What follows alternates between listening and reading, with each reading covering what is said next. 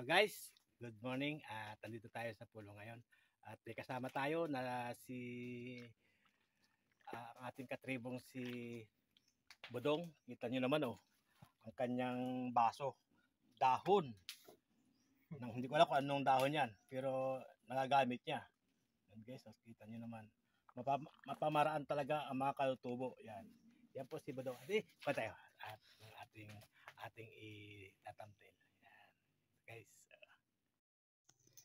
Guys, at tayo ay nagpalinis ng ating pinyahan at talagang napabayaan natin itong ating taniman.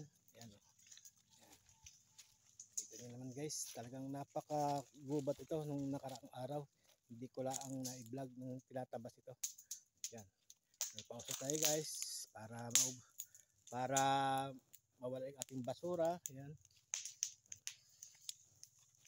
At ipapakilala ko nga po pala sa inyo ang ating kaibigang si Bodong. Isang katutubong mangyan po yan.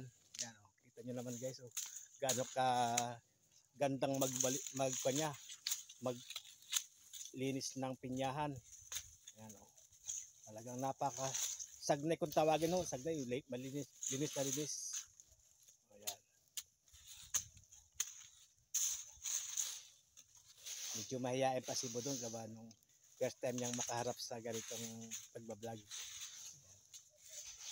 Siya po ay may asawa na rin, 38 years old na rin po siya.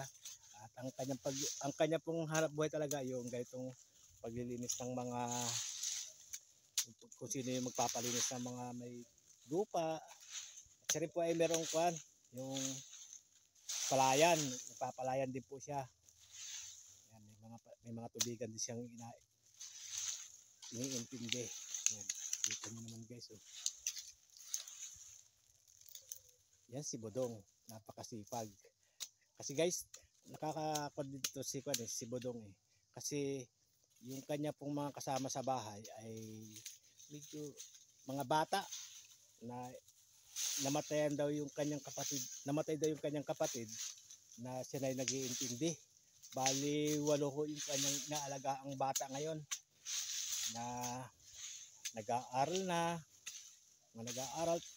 yung bunso pong naiwan ay 3 years old pa lang, iniwan sa kanya.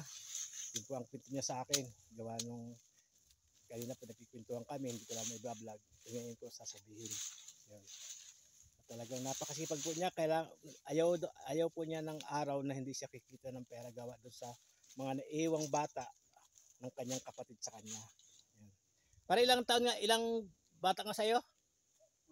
8 bata talaga. Ito yun, 8 bata na iwan sa kanya. Kasi siya yung nagpapakain, pero sabi niya, hindi daw lumalampas ang isang 24 hours na ang maghapon na hindi kumakain 3 beses sa isang araw. Ganyan po kasi pag si Bodong. At kaya proud po ako kay Bodong na nagagampanan niya yung bilang isang magulang sa kanyang mga kasama sa bahay. Pero isa lang po ang kanyang anak. Isa lang anak niya na isang grade 12. Yan. Guys, kita niyo naman kung maglalama si Bodong. Okay lang yan Bodong. Sana. Sipag lang at tiyaga lang yan.